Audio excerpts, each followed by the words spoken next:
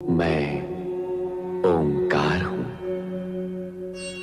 अंतरिक्ष में व्याप्त दिव्य तरंगों की भांति सर्वथा निर्विकार हूं। दिव्य तरंगों के स्पर्श मात्र से मैं ब्रह्मांड की गतिविधियों का ज्ञान रखने में समर्थ हूं। सती की साधना को सफल बनाने के प्रयोजन से जब नारद शिव शंकर के पास आए तो उनसे नंदा व्रत का उपाय लेकर सती का मार्गदर्शन किया। व्याकुल सती को नंदा व्रत का मार्ग नारद ने दर्शाया अवश्य, किंतु पिता दक्ष का क्रोध और शिव के प्रति उनका विरोध बाधक सिद्ध हुआ।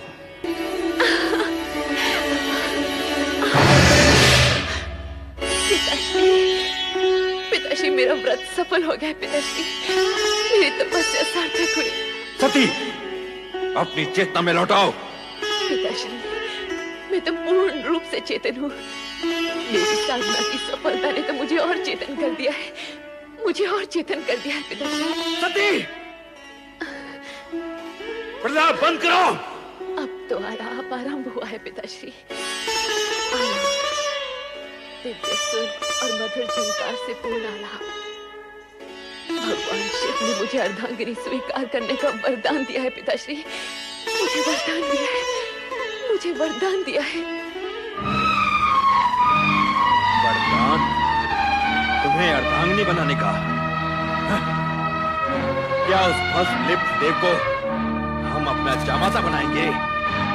कदापि नहीं, कदापि नहीं सती। हम ये वरदान फलित नहीं होने देंगे, नहीं होने देंगे।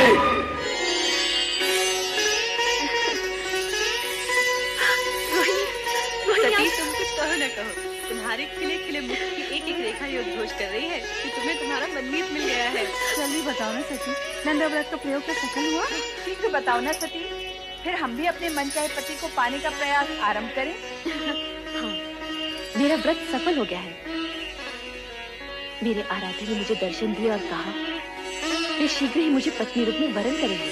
परंतु सती, पिताश्री इस विवाह के विरुद्ध है। कहीं ऐसा ना हो।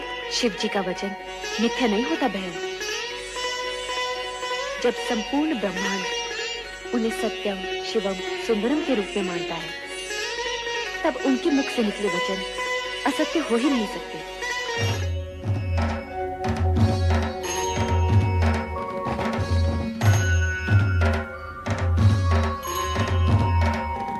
सत्य और सुंदर स्वरूप भोलेनाथ, श्री शिव शंकर के चरणों में ब्रह्मा का प्रणाम। कैलाश में आपका स्वागत है ब्रह्मा जी। आपके लिए एक शुभ समाचार है। दक्ष पुत्री और आपकी पौत्री की तपस्या से प्रसन्न होकर मैंने उसे अपनी पत्नी बनाने का वचन दे दिया है। अपने और मेरे बीच इस नवीन संबंध के जुड़ने की सूचना देकर आपने मेरा मन प्रसन्न कर दिया प्रभु। मैं आपका अति आभारी हूं। इतना अधिक भी प्रसन्न मत होइए ब्रह्मा जी। कहीं ऐसा ना हो कि आपकी प्रसन्नता आप तक ही सीमित रह जाए। आपके कहने का तात्पर्य क्या है सदाशिव? आपके पुत्र दक्ष प्रजापति का मन मुझसे विमुख है। इस विवाह के लिए उनसे स्वीकृति लेना अब आपका ही उत्तरदायित्व है। आप निश्चिंत रहिए शिव शंकर जी, वैसा ही होगा जैसे आपकी इच्छा है। आपने मेरी पौत्री को अपनी जीवन संगी के रूप में स्वीकार करके मुझे और सती दोनों को कृतार्थ किया है। मैं पुत्र दक्ष से स्वयं अनुरोध करूंगा और मुझे पूर्ण विश्वास है कि वो इस अनुरोध को आज्ञा मानकर इस विवाह के लिए अपनी स्वीकृति दे देंगे। नहीं, कभी नहीं। मैं अपनी पुत्री का विवाह उस बैरागी औघड़ शिव से कभी नहीं करूंगा। समस्त ब्रह्मांड की कोई भी शक्ति मुझे ये कार्य करने के लिए बाध्य नहीं कर सकती, कदापि बाध्य नहीं कर सकती, कदापि नहीं। पुत्र दक्ष, हाँ? पिताश्री, प्रणाम पिताश्री। आयुष्मान भव। समस्त ब्रह्मांड की शक्तियां जिस शक्ति को अपना आराध्य समझती हो, उन भोलेनाथ की आज्ञा का पालन तो तुम्हें करना ही होगा पुत्र। इस विवाह को तुम रोक नहीं सकते।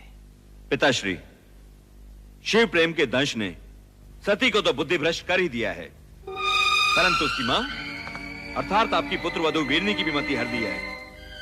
पिताश्री, अब आप ही समझाइए इन माता पुत्री को। समझाने तो हम तुम्हें आए हैं पुत्र। इस विवाह में बाधक मत बनो, इसे हमारी भी आज्ञा समझो। ये आप कह रहे हैं पिताश्री? हाँ, ये हम। ये जानते हुए भी कि राजकुल में जन्मी पली बढ़ी आपकी पौत्री को इस विवाह से केवल कष्ट ही कष्ट होने वाले हैं। तुम्हारा ये सोचना सर्वथा अनुचित है दक्ष। तुम तो एक राजा, मात्र एक राजा, संसार के समस्त राजघरानों की वैभव संपदा को यदि तुम एक पलड़े में डाल दोगे, तब भी भगवान शिव के वैभव और उनकी गरिमा का पलड़ा उससे कहीं अधिक भारी होगा। परमपिता, यदि आपका कहा मान भी लिया जाए तो भी विधि के अनुसार मुझे सती की अन्य बहनों का विवाह पहले करना होगा। उसका विवाह तो तभी हो सकता है जब मैं तुम्हारा अभिप्राय समझता हूं, परंतु सती आदिशक्ति का अवतार है और शिव सती का विवाह विधाता का अटल विधान है। तुम्हारी इच्छा हो या न हो, तुम इसे रोक नहीं पाओगे। मेरा कहा मानो और सहर्ष इस विवाह के लिए स्वीकृति दे दो। स्वीकृति दे दो पुत्र। वत्स दक्ष, स्वीकृति दे दो, स्वीकृति दे दो पुत्र।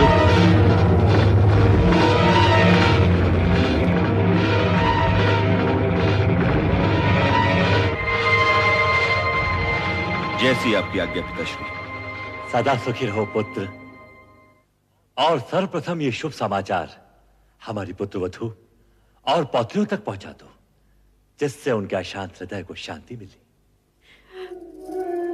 शांति और धैर्य ही नारी के आभूषण है। इस तरह विचलित मत हो सती, सब ठीक हो जाएगा। नहीं माते, मेरा मन अत्यंत व्यथित है। मेरी व्यग्रता चिंता बनकर मेरे मन को खाए जा रही। अरे सती, यूं मुलट काय क्यों खड़े हो? नाचो गाओ, मोद बनाओ। पिताश्री ने तुम्हारी मन की इच्छा को स्वीकृति दे दी है और भगवान शंकर से तुम्हारे विवाह की घोषणा भी कर दी है। हाँ।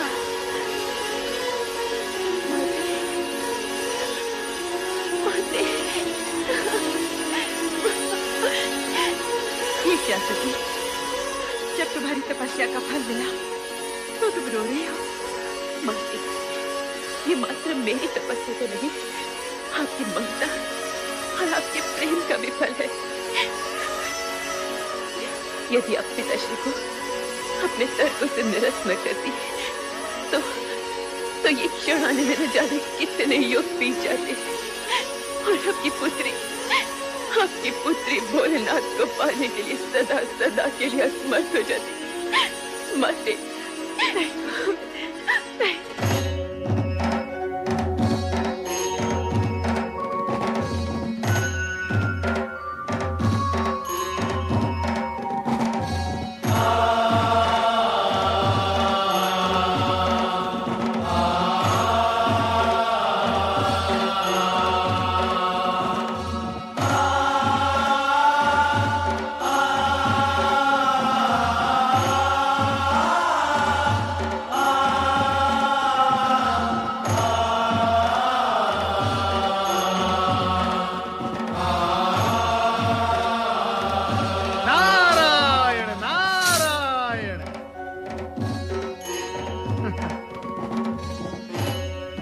महादेव, क्या हुआ? ये गौर वर्ण पर शॉर्ट सी किशोरियों जैसी लालिमा कहां से आ गई? महेश्वर, कहीं आपने अपने अंतर्मन में देवी सती को तो नहीं छुपा रखा? नारायण नारायण।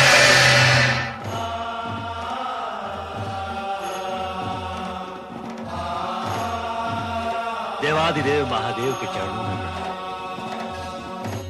शिव शंभु, उस दिन आपने मुझे एक शुभ समाचार दिया था। आज मैं आपको एक समाचार दे रहा हूं।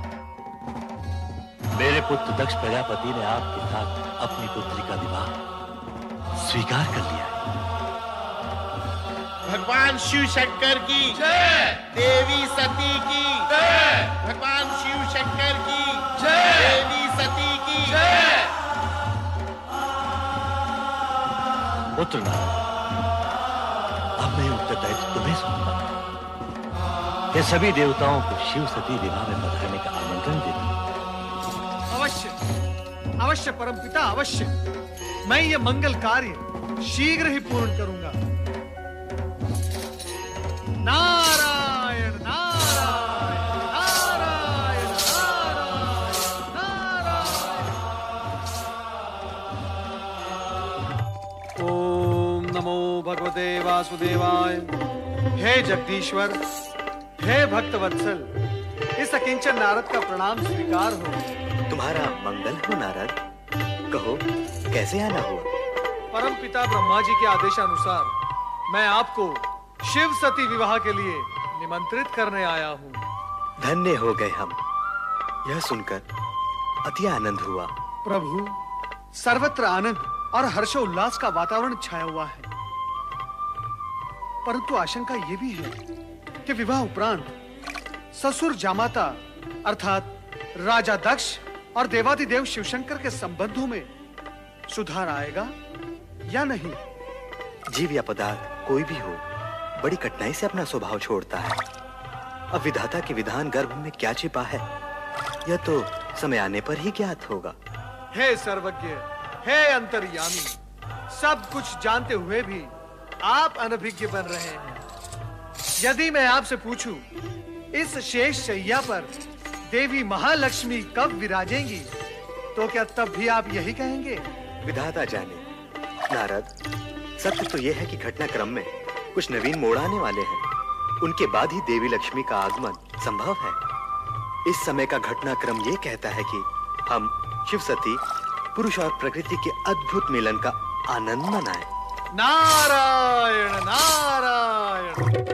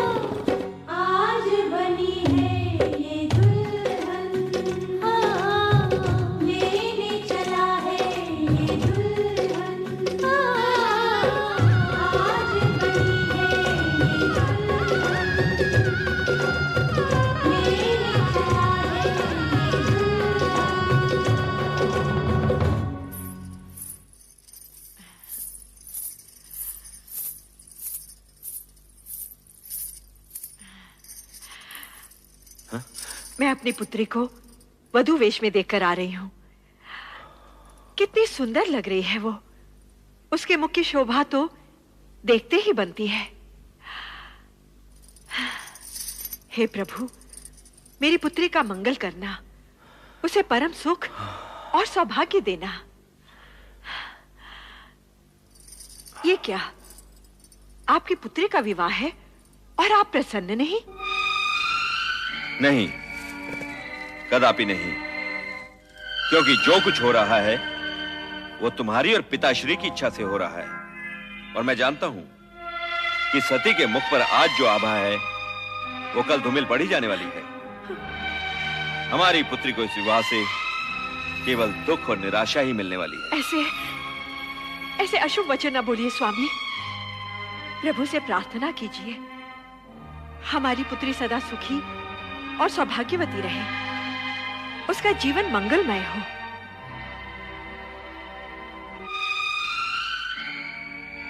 ओम नमः शिवाय।